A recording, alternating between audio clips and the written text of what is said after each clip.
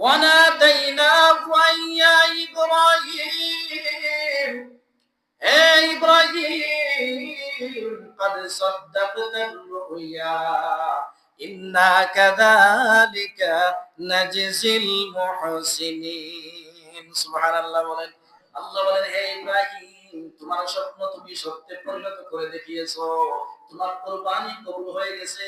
আজ যদি ইসমাঈলকে কুরবানি করে ফেলতা, তাহলে কিয়ামত পর্যন্ত প্রতিটি বাবার বড় সন্তানকে কুরবানি করতে হইতো।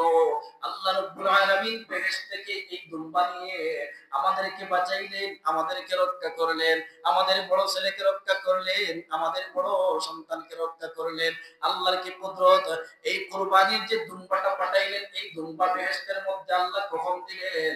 হাবিল যখন কুরবানি করেছিল যে পশুটি, ওই পশুটিকে আল্লাহ রাব্বুল আলামিন কুরবানি কবুল করে ওই পশুটিকে জান্নাতের মধ্যে হৃষ্টপুষ্ট করেছেন। আর ইসমাঈল আলাইহিস সালাতু ওয়াস সালামের পরিবর্তে আল্লাহ রাব্বুল আলামিন এই দুম্বাকে পাঠিয়ে দিলেন। এই দুম্বাটি ছিল শিং বিশিষ্ট, দুইটি লম্বা শিং ছিল এই দুম্বার।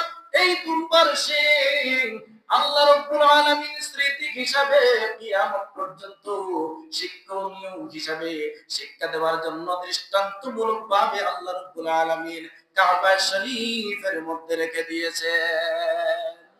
কেউ কেউ বলেছেন এই শিং দুটি আব্দুল্লাহ ইবনে জুবাইর রাদিয়াল্লাহু তাআলা আনহুর শাসনামল পর্যন্ত ছিল। যখন হাজ্জাজ ইবনে ইউসুফ আর আব্দুল্লাহ ইবনে জুবাইরের মধ্যে দ্বন্দ্ব লেগে যুদ্ধ শুরু হয়ে যায়, তখন হাজ্জাজ ইবনে ইউসুফ কাবা শরীফে আগুন ধরাইয়া দেয়, আর ওই আগুনে ওই দুইটি শিংকে জ্বালিয়ে দিয়েছে।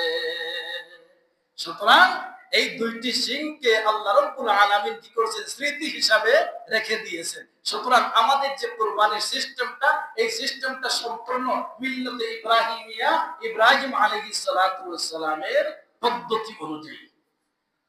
কার পদ্ধতি অনুযায়ী? ইব্রাহিম আলাইহিস সালাতু ওয়াস সালামের পদ্ধতি অনুযায়ী। এইবার আল্লাহ রাব্বুল আলামিন এই কুরবানিকে হজের সাথে নিসবত রেখে দিয়েছেন, হজের সাথে সম্পর্ক রেখে দিয়েছেন। হজ করবা, হাজিরাও কুরবানির দিন কুরবানি করবে। আল্লাহ রাব্বুল আলামিন ফরমান, ওয়ায়াযকুরু ইসমাল্লাহি ফি আইয়ামিন মা'লুমাত।